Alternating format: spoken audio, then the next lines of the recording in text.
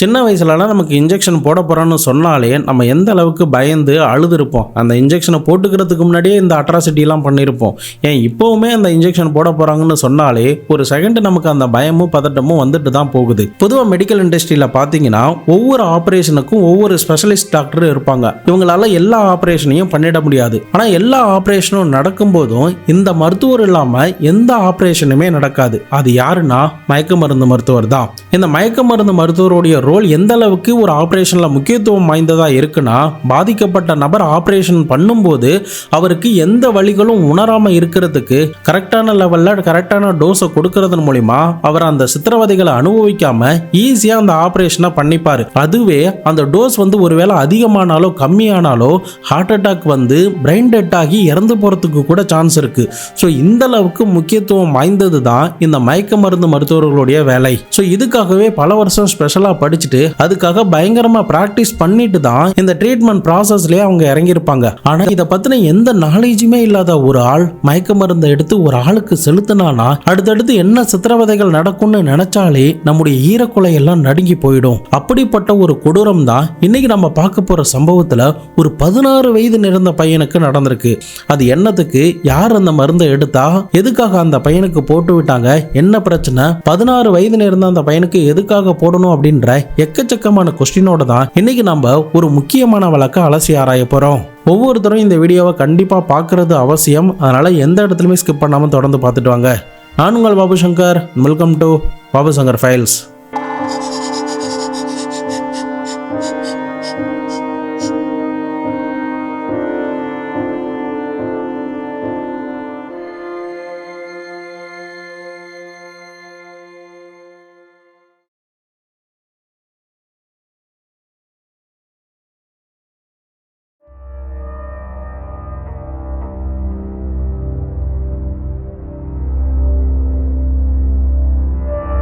சரியா 20 வருஷத்துக்கு முன்னாடி 2005 இந்தியாவில் மெல்ல மெல்லமாக தொழில்நுட்பங்கள் எல்லாமே வளர ஆரம்பித்த காலம்னு கூட சொல்லலாம். ஏன் முக்கியமாக கிராமப்புறங்களில் டிவியும் மொபைல் ஃபோனும் ஒவ்வொரு வீட்டுக்குள்ளேயும் நுழைய ஆரம்பித்த காலம்னு கூட சொல்லலாம். அப்படிப்பட்ட அந்த காலத்தில் தான் உழைப்புக்கு பெயர் பண்ண பஞ்சாப் மாநிலத்தில் ஹோசிராப்பூர் என்ற டவுனில் டிஏவி சீனியர் செகண்டரி ஸ்கூலில் 9ஆம் வகுப்பு படித்து கொண்டிருந்த 16 வயது நிறந்த பையன் தான் இந்த அபிவர்மா. இந்த அபிவர்மாவுடைய அப்பா பெயர் ரவிவர்மா, அம்மா பெயர் அனிதா வர்மா. அனிதா வர்மா ஹவுஸ் ஒய்ஃபா இருக்காங்க. அப்பாவான ரவி வர்மா அதே ஊர்ல ஒரு பஜார்ல ஜுவல்லரி ஷாப் நடத்திட்டு வராரு. பொருளாதார ரீதியா எந்த பிரச்சனையுமே இல்லாம நல்ல வசதி வாய்ப்போட தான் இந்த குடும்பத்தார்கள் வாழ்ந்துகிட்டு வராங்க. இந்த பையனுடைய வீட்டுல இருந்து இந்த பையன் படிக்கிற ஸ்கூல் கிட்டத்தட்ட 1 கிலோமீட்டர் டிஸ்டன்ஸ் தான். எப்போதுமே இந்த பையன் காலை 8:30 மணிக்கெல்லாம் வீட்டை விட்டு கிளம்பி போவாரு. 8:45 கிளாஸ் அட்டன் பண்ணுவாரு. அதுக்கப்புறம் ஈவினிங் 3:30 மணிக்கு கிளாஸ் விடும். 4 மணிக்குள்ளலாம் வீட்டுக்கு வந்துருவாரு. இதுதான் அவருடைய அன்றாட வேலைகளாகவும் இருந்திருக்கு. இப்படி எந்த பிரச்சனையுமே இல்லாம அந்த பையனுடைய ஸ்கூல் லைஃபும் நல்லா போய்கிட்டு இருந்த நேரத்துல தான் அந்த ஒரு நாளும் எட்டி பார்க்க ஆரம்பிச்சது. சம்பவம் நடப்பதற்கு முதல் நாள் வாக்கில் பிப்ரவரி 13, 2005 வழக்கம் போல ஸ்கூல் முடிந்ததுக்கு பிறகு தன்னுடைய நண்பர்கள் கிட்ட, நாளைக்கு நான் எக்ஸ்ட்ரா காசு எடுத்துட்டு வரேன், நம்ம எல்லாரும் பக்கத்தில் இருக்கிற ஸ்நாக்ஸ் கடைக்கு போயிட்டு ஏதாவது ஸ்நாக்ஸ் வாங்கி சாப்பிடலாம் அப்படின்னு சிரித்த முகத்தோட தன்னுடைய நண்பர்களுக்கு குட் பை சொல்லி இருந்திருக்காரு. பட் அதுதான் அவருடைய ஃபைனல் குட் பை அப்படிங்கிறது அந்த சிறுவர்களுக்கு தெரியாமலே போகுது. தொடர்ந்து வீட்டை நோக்கி நடக்க ஆரம்பிச்ச அபிவர்மா வழக்கம் போல தன்னுடைய வேலைகளை முடிச்சுட்டு ஹோம்ஒர்க் எல்லாம் முடிச்சுட்டு அன்னைக்கு சீக்கிரம் படுத்து தூங்கியிருக்காரு. அதுக்கப்புறம் அடுத்த நாள் பிப்ரவரி 14 வழக்கம் போல எழுந்து சீக்கிரமா அன்னைக்கு அவசரமா தன்னுடைய புத்தகங்கள், லஞ்ச் பாக்ஸ் எல்லாத்தையுமே எடுத்துக்கொண்டு 8:30 மணிக்கெல்லாம் தன்னுடைய பேக்கை மாட்டிக்கிட்டு அந்த பையன் ஸ்கூல் நோக்கி நடக்க ஆரம்பிச்சிட்டான். தொடர்ந்து வழக்கமா செல்லக்கூடிய பாதையில ஒரு 10 நிமிஷம் அந்த பையன் வீறுன்னு நடக்க ஆரம்பிச்சான். அப்படி நடந்து போற நேரத்துல அந்த இடமே கொஞ்சம் பரபரப்பா இருந்துச்சுன்னு கூட சொல்லலாம். ஏன்னா அது மார்னிங் டைம்ங்கிறதுனால ஸ்கூல் போற குழந்தைகளை அழைச்சிட்டு போற பேரண்ட்ஸ், ஆட்டோ, ஸ்கூல் வேன், இதை தவிர சைக்கிள்லயும் நடந்து போகக்கூடிய ஸ்டூடெண்ட்ஸ் அப்படின்னு எல்லாருமே அந்த ரோட்ல பரபரப்பா போய்கிட்டு இருந்தாங்க. அவங்களுக்கு மத்தியில தான் இந்த 16 வயது நிறந்த சிறுவனான அபிவர்மாவும் ரோட்டோரமா தன்னுடைய ஸ்கூலை நோக்கி நடந்து போய்கிட்டே இருக்கான். ஆனா அந்த பையன் வீட்டுல இருந்து நடக்க ஆரம்பிச்ச அடுத்த 10வது நிமிஷத்திலேயே மர்மமான முறையில ஸ்கூலுக்கு கொஞ்சம் தூரத்துக்கு முன்னாடியே காணாம போயிடுறான்.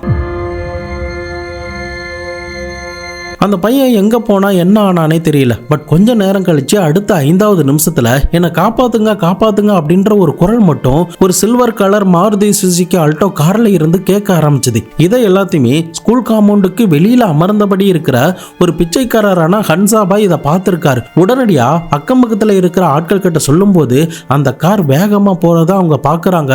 அந்த காரை பிடிக்கிறதுக்கும் ட்ரை பண்றாங்க. ஆனா அவங்களால அந்த காரை பிடிக்கவே முடியல.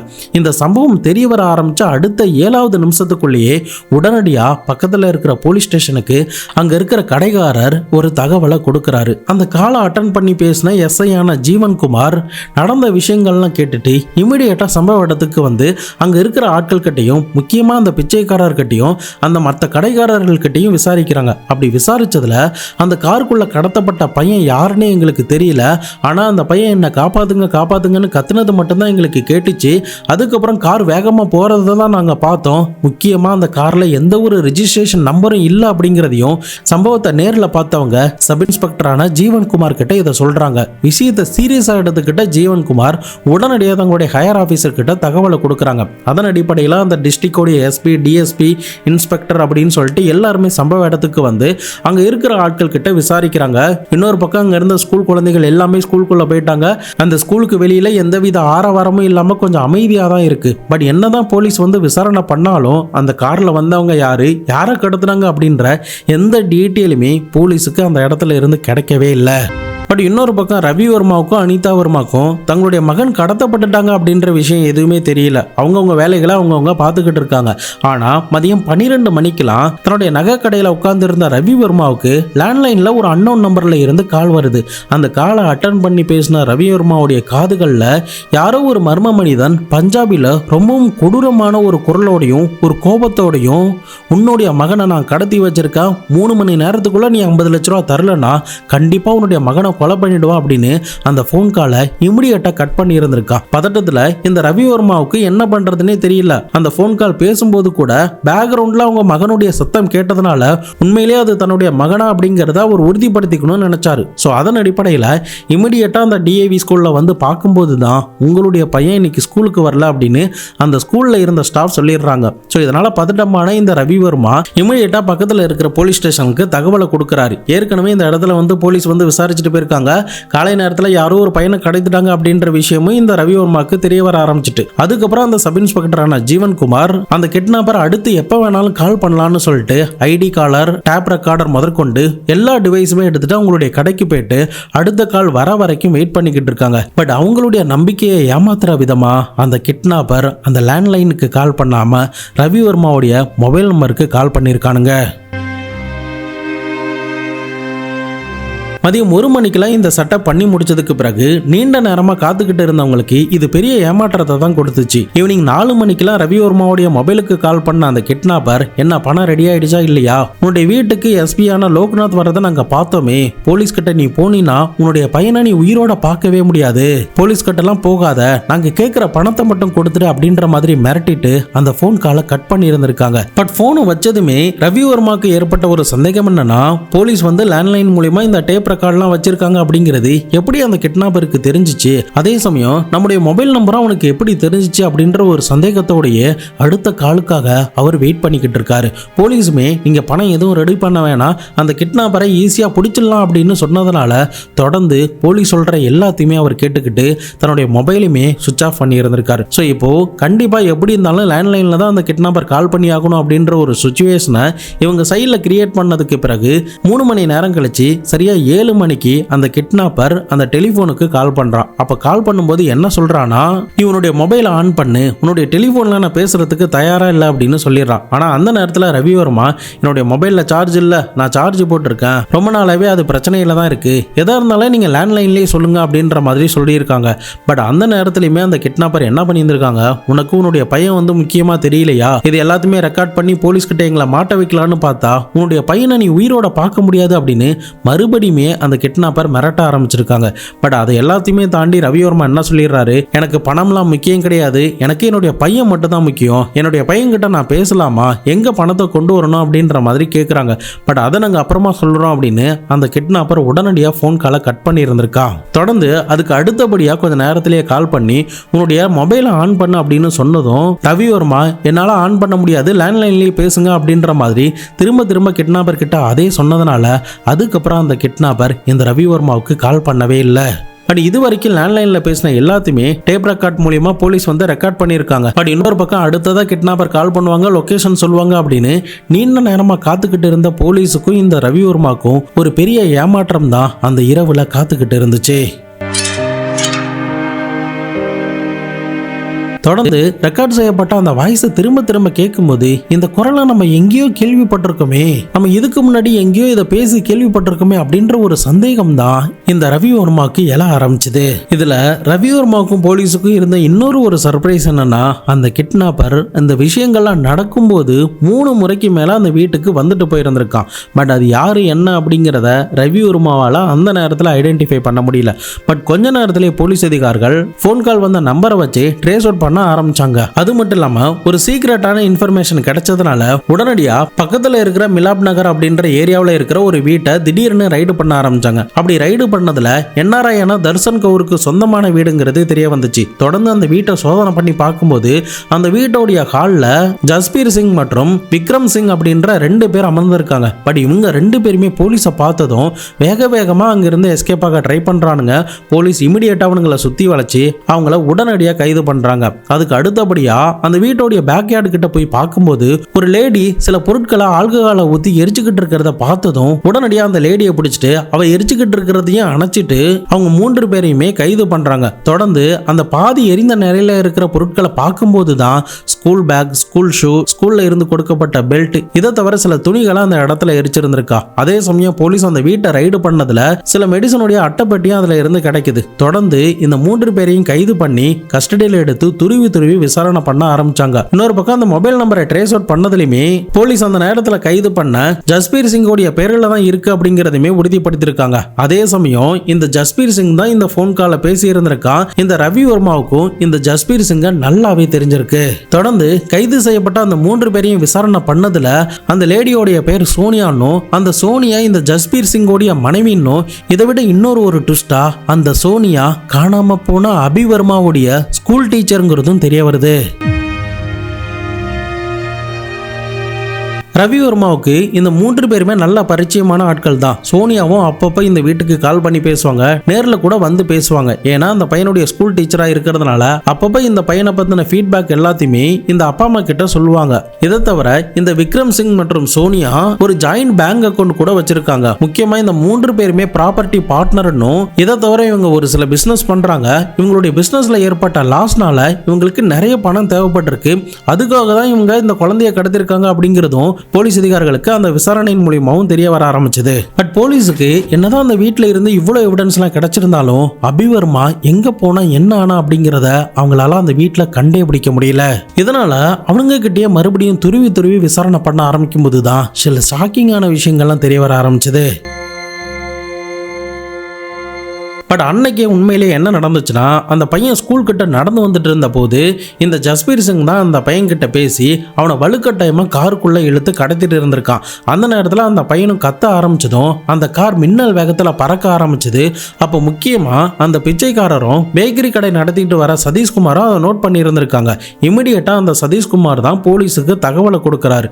பட் போலீஸும் ஒரு பக்கம் விசாரணை பண்ணிக்கிட்டு இருந்தாலும் இன்னொரு பக்கம் கடத்தப்பட்ட அந்த சிறுவனை அந்த பிளாக் கலர் செவர்லைட் கார்ல மாத்தி இருக்காங்க. அதன் பிறகு இந்த காரை ரிட்டர்ன் பண்ணுங்கிறதுக்காக நம்பர் பிளேட் எல்லாம் ஆல்ரெடி கழட்டி இருந்ததுனால அது எல்லாத்தையுமே மாட்டிட்டு நரேஷ் கிட்ட அந்த காரை கொடுத்துட்டு 2 வீலர் எடுத்துக்கிட்டு இந்த விக்ரம் அந்த செவர்லைட் கார் இருக்கிற இடத்துக்கு போயிருந்திருக்கான். பட் அந்த பையன் மேற்கொண்டு கத்தாம இருக்கணும் அப்படிங்கிறதுக்காக இந்த விக்ரம் வந்ததுக்கு பிறகு சோனியாவும் ஜஸ்பீர் சிங்கும் ஏற்கனவே வாங்கி வச்சிருந்த அந்த குளோரோஃபார்ம் மருந்தை 2 இன்ஜெக்ஷன்ல இழுத்து 2 பேருமே அந்த சிறுவனுக்கு போட்டு விட்டுருக்காங்க. பட் அந்த டோஸ் அதிகமா இருந்ததுனால அந்த பையன் இமிடியேட்டா டீப் ஸ்லீப்புக்கு போயிட்டு கொஞ்ச கொஞ்ச நேரத்திலே ஆர்கன்லாம் ஸ்டாப் ஆகி இறந்து போயிட்டான். பட் அந்த பையன் தூங்கிக்கிட்டு தான் இருக்கான் அப்படின்னு நினைச்சவங்களுக்கு கொஞ்ச நேரம் கழிச்சு அது பெருத்த ஏமாற்றத்தை தான் கொடுக்க ஆரம்பிச்சுது.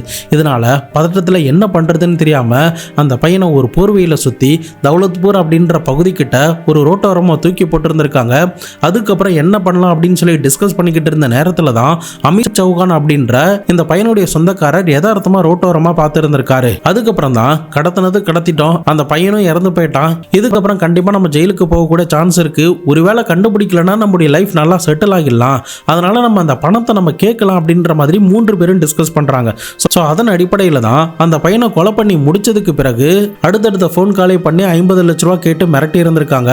பட் இறுதியே இந்த ஜஸ்பீர் சிங் அடிக்கடி அந்த வீட்டுக்கு வந்து என்ன நடக்குது அப்படிங்கிறத நோட்டமிடும் போது போலீஸ் வந்து ஹெல்ப் பண்ணிக்கிட்டு இருக்காங்க அப்படிங்கிறது தெரிஞ்சதும் அதுக்கப்புறம் அவங்க ஃபோன் கால் பண்ணாம எவிடன்ஸ் எல்லாத்தையுமே அழிக்கலாம் அப்படின்னு சொல்லிட்டு இந்த ஜஸ்பீர் சிங் தன்னுடைய அத்தையோடைய வீட்டுக்கு எவிடன்ஸ் எல்லாத்தையுமே எடுத்துட்டு அதை அழிக்கலான்னு ட்ரை பண்ணி இருந்திருக்காங்க. ஸோ அந்த நேரத்தில் தான் போலீஸும் ஃபாஸ்டா ட்ரேஸ் அவுட் பண்ணிக்கிட்டே வந்ததுனால எரிச்சுக்கிட்டு இருந்த ஸ்கூல் யூனிஃபார்ம், பெல்ட், ஷூ முதற்கொண்டு பாதி எறிந்த நிலையில போலீஸ் வந்து மீட் எடுக்கிறாங்க. அந்த குளோரோஃபார்ம் வாங்கின அட்டபாக்ஸ் எல்லாத்தையுமே போலீஸ் வந்து மீட் எடுக்கிறாங்க. ஸோ அதுக்கப்புறமா அடுத்த நாள் பிப்ரவரி 15ஆம் தேதி காலை 9 மணிக்கெல்லாம் அந்த சிறுவனுடைய சடலத்தை மீட்டு பிரேத பரிசோதனைக்காக அனுப்பி வைக்கிறாங்க. அப்போ மருத்துவர்கள் சோதனை பண்ணி பார்த்துட்டு என்னமா சொல்றாங்க, அந்த பையனுக்கு கொடுக்கக்கூடிய மருந்து அளவுல எக்ஸ்ட்ரா 5 மடங்கு கிட்ட அதிகமா கொடுத்ததுனால தான் அந்த பையனுடைய ஆர்கன் செயலிழந்து அவனால சுவாசிக்க முடியாம பிரெயின் டெட் ஆகி ஹார்ட் அட்டாக்ல இறந்து போயிட்டான் அப்படின்னு மருத்துவர்கள் டிக்ளேர் பண்றாங்க. தொடர்ந்து போலீஸ் அதிகாரிகள் அந்த டேப் ரெக்கார்ட், இவங்களுடைய லொகேஷன், ஐ விட்னஸ், இதை தவிர ஃபிங்கர் பிரிண்ட் போன்ற எவிடன்ஸ்லாம் கிடைச்சிருந்தாலும் இவங்களுக்கு எப்படி அந்த மருந்து கிடைச்சது அப்படிங்கிறத கண்டுபிடிக்க வேண்டிய ஒரு சுச்சுவேஷனுக்கு அந்த நேரத்தில் தள்ளப்பட்டாங்க.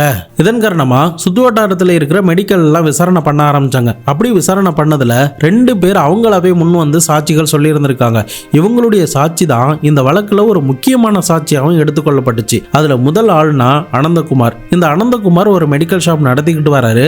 அவருடைய மெடிக்கல் ஷாப்புக்கு இந்த சம்பவம் நடக்க போறதுக்கு 3 நாட்களுக்கு முன்னாடி பிப்ரவரி 11 ஈவினிங் 4 மணிக்கெல்லாம் இந்த 3 பேரும் வந்ததாகவும், வந்தது மட்டும் இல்லாம 500 ml கிட்ட குளோரோஃபார்ம் வாங்கினதாகவும், எதுக்காகன்னு கேட்டபோது ஸ்கூல் ஸ்டூடெண்ட்ஸுக்கு சில ப்ராஜெக்டுக்காக தேவைப்படுது அப்படின்னு சொன்னதுனால தான் நான் இந்த மருந்தை கொடுத்தேன் அப்படின்னு ஒரு முக்கியமான ஸ்டேட்மெண்ட்டை அவர் போலீஸ் கிட்ட சொல்லி இருந்திருக்காரு. அடுத்தபடியா பானு அகர்வால். இந்த பானு அகர்வாலும் ஒரு மெடிக்கல் ஷாப் நடத்திட்டு வராங்க. இவங்க கிட்டயுமே அந்த பிப்ரவரி 11ஆம் தேதி ஒரு வெட்டினரி டாக்டருடைய பிரிஸ்கிரிப்ஷனை காட்டி நாய்க்கு ஊசி போடணும், அதனால 3 இன்ஜெக்ஷன் கொடுங்க அப்படின்னு தன்னுடைய கடையில வாங்கிட்டு போனதா அந்த பெண்மணி போலீஸ் கிட்ட ஸ்டேட்மெண்ட் கொடுக்கறாங்க. இந்த 2 பேருடைய ஐ விட்னஸ் தான் இந்த வழக்குல ஒரு முக்கிய ஆதாரமா எடுக்கப்பட்டுச்சு. அதற்கு காரணம் என்னன்னா, ஆரம்பத்துல சோனியா போலீஸ் வந்து தன்னை தேவையில்லாம இதுல மாட்ட வைக்க பாக்குறாங்க, என் மேல ஒரு பொய்யான கேஸை போட பாக்குறாங்க, என்ன ஃப்ரேம் பண்றாங்க அப்படின்ற மாதிரி சொன்னாங்க. ஆனா இந்த 2 மெடிக்கல் ஷாப்புக்குமே இந்த 3 பேரும் சேர்ந்து வந்ததை இந்த 2 பேருமே சொன்னதுனால போலீஸுக்கு இது ஒரு முக்கிய ஆதாரமாகவும் அமைய ஆரம்பிச்சது. ஆக மொத்தம் இந்த வழக்குல 3 பேருமே ஈக்குவலா ஷேர் பண்ணியிருக்காங்க, ஈக்குவலா பிளான் பண்ணியிருக்காங்க, ஈக்குவலா கான்ட்ரிபியூஷன் பண்ணியிருக்காங்க. இந்த வழக்கு விசாரணை பண்ண எஸ்பி லோக்நாத் இவங்க 3 பேருக்குமே எப்படியாவது மரண தண்டனை வாங்கி கொடுத்தணும் அப்படின்னு சொல்லிட்டு எல்லா எவிடன்ஸுமே பக்காவா ரெடி பண்ணி சார்ஜ் ஷீட்டை கோர்ட்ல தாக்கல் பண்ணியிருந்திருக்காரு. பட் கோர்ட்டுக்கு வந்ததுமே இந்த 3 பேருமே இந்த கொலையை நாங்க பண்ணவே இல்லை, இந்த சம்பவம் நடக்கிறப்ப நாங்க அங்க இல்லவே இல்லை, வேணுமுனே போலீஸ் வந்து மாத்தி சொல்றாங்க அப்படின்ற மாதிரி ஒரு பொய்யான வாதத்தை முன் வைக்கிறாங்க. அதுக்கு காரணம் என்னன்னா, இவங்க மேல எந்த ஒரு டைரக்டான எவிடன்ஸுமே கிடையாது. நீதிமன்றத்தை பொறுத்த வரைக்கும் உண்மை எது பொய் எதுன்னு நமக்கு தெரிஞ்சாலும் ஆதாரம் டாக்குமெண்டா இருந்தா மட்டும்தான் அவங்க குற்றவாளியா இல்லையாங்கிறது சொல்லப்பட்டு அவங்களுக்கான தண்டனையை கொடுக்கப்படும். இந்த வழக்குல டைரக்டான எவிடன்ஸ் இந்த 3 பேருக்கு எதிராகவும் இல்லை. எக்ஸாம்பிளுக்கு எந்த ஒரு சிசிடிவியும் கிடையாது, எந்த ஒரு டிஎன்ஏவும் கிடையாது, லைவ்ல கிரைம் நடந்த இடத்துல இந்த 3 பேரும் இருந்தாங்க அப்படின்றதுக்கான எந்த ஒரு எவிடன்ஸும் போலீஸ் கிட்ட இல்லை. வெறும் சர்க்கம்டான்ஷியல் எவிடன்ஸ், கார்ல இருந்த ஃபிங்கர் பிரிண்ட், இதை தவிர ஐ விட்னஸ் மட்டும்தான். கோர்ட்டை பொறுத்த வரைக்கும் ஒரு சில வழக்குகளில் ஒருவேளை இதை போலீஸ் வந்து ஜோடிச்சிருக்கலாம் அப்படின்ற மாதிரி எதிர் தரப்புல வாதத்தை வச்சிருவாங்க. ஸோ அதனால ஈஸியாக பிரேக் ஆகிடும். அப்படி தான் இந்த வழக்குலையுமே பிரேக் பண்ணிடலான்னு நினச்சி இந்த 3 பேரும் நீதிமன்றத்தில் தாங்கள் நிரபராதி அப்படின்னு ஒரு வாதத்தை முன்வைக்க ஆரம்பிச்சாங்க. பொதுவாக இந்த மாதிரியான கேஸில் எந்த ஒரு டைரக்ட் எவிடன்ஸ் இல்லைன்னா குற்றவாளிகள் ஆரம்பத்தில் அந்த போலீஸோடைய டார்ச்சருக்கும் அடிக்கும் பயந்துக்கிட்டு நாங்கள் தான் இதை பண்ணோம் அப்படின்ற மாதிரி ஸ்டேட்மெண்ட் கொடுத்துருவாங்க. பட் அப்படியே அந்த ஸ்டேட்மெண்ட் வந்து ரெக்கார்ட் செய்யப்பட்டு இருந்தாலுமே போலீஸ் வந்து எங்களை மிரட்டி தான் இந்த ஸ்டேட்மெண்ட்டை கொடுக்க வச்சுட்டாங்க அப்படின்ற மாதிரி நீதிமன்றத்தில் சொல்லிடுவாங்க. ஸோ அதுக்கப்புறம் தான் இந்த வழக்கு பல வருஷங்கள் கிட்ட நடக்க ஆரம்பிக்கும். பட் இந்த வழக்கில் அப்படிலாம் கிடையாது. நீதிபதி எல்லா ஸ்டேட்மெண்ட்டையுமே நம்ப ஆரம்பிச்சாரு. முக்கியமாக இந்த ஜஸ்பீரும் சோனியாவும் சம்பவம் நடந்த நாள் அன்னைக்கு, அதாவது அந்த அபியூர்மாவை கடத்துற அன்னைக்கு, நாங்கள் 2 பேரும் பக்கத்தில் இருக்கிற டாக்டர் டால்ஜித் அப்படின்ற ஒரு கண் மருத்துவர்கிட்ட போனதாகவும் அங்கே சில ஆப்ரேஷன் பண்ணதாகவும் சொல்லியிருந்திருக்காங்க. பட் அவங்க கிட்ட போலீஸ் ஆஃபீஸரும் நீதிபதியும் விசாரணை பண்ணும்போது இவங்க 2 பேரும் எங்கள் ஹாஸ்பிட்டலுக்கு வரதெல்லாம் உண்மைதான், 2002 ஒரு ஆப்ரேஷன் பண்ணிக்கிட்டாங்க, ஆனால் சம்பவம் நடந்த நாள் அன்னைக்கு அவங்க வந்தாங்களா அப்படிங்கிறது எங்களுக்கு சரியா தெரியல அப்படின்ற மாதிரி சொல்றாங்க. ஸோ அதுக்குமே சரியான எவிடன்ஸை இவங்களால தாக்கல் பண்ணவே முடியல.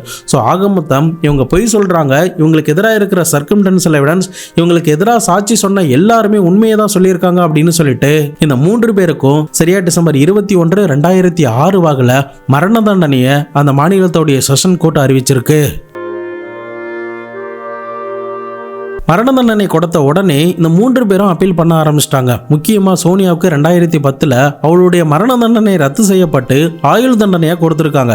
பட் தொடர்ந்து மற்ற 2 பேரும் அவங்களுடைய மரண தண்டனையை ரத்து பண்ண சொல்லி அந்த மாநிலத்தோடைய ஹைகோர்ட்டில் அப்பீல் பண்ணுறாங்க. அதுக்கப்புறம் சுப்ரீம் கோர்ட்டில் அப்பீல் பண்ணுறாங்க.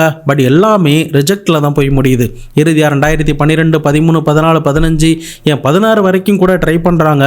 எல்லாமே ஃபெயிலியரில் முடிஞ்சதுனால பஞ்சாப் நீதிமன்றம் அவங்களுக்கு கொடுத்த மரண தண்டனையை நிறைவேற்ற சொல்லி ஒரு ஆர்டரையும் பிறப்பிச்சிருக்காங்க. ஸோ அதன் அடிப்படையில் அக்டோபர் 25, 2016 இந்த 2 பேருக்கும் மரண தண்டனை கொடுக்கறதுக்கு ரெடி ஆயிட்டாங்க. ஆனால் இந்த மரண தண்டனை கொடுக்க போறதுக்கு 7 நாட்களுக்கு முன்னாடி சுப்ரீம் கோர்ட்ல இருந்து ஒரு ஸ்டே ஆர்டர் வந்ததுனால இந்த வழக்கு மறுபடியுமே சுப்ரீம் கோர்ட்ல விசாரணையில் எடுத்துக்கொள்ளப்படுது. இந்த வழக்கு இப்போ வரைக்கும் சுப்ரீம் கோர்ட்ல நிலுவையில் தான் இருக்கு. இந்த 3 பேரும் ஜெயிலில் தான் கம்மி பண்ணிக்கிட்டு இருக்காங்க.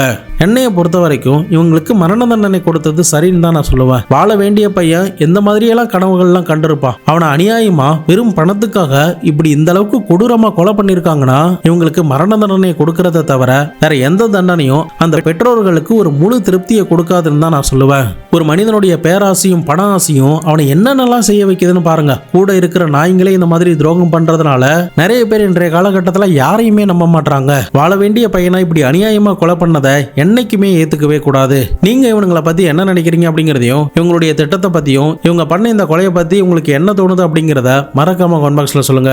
இதை பத்தி உங்களுடைய நண்பர்களும் தெரிஞ்சுக்கணும்னு நினைச்சீங்கன்னா அவங்களுக்கு ஷேர் பண்ணி விடுங்க. நாளை மறுநாள் வேற ஒரு கிரைம் கேஸோட வேற ஒரு வீடியோவில் உங்களை வந்து சந்திக்கிறேன். அது வரைக்கும் உங்களிடமிருந்து விடைபெறுவது உங்கள் பாபு சங்கர்.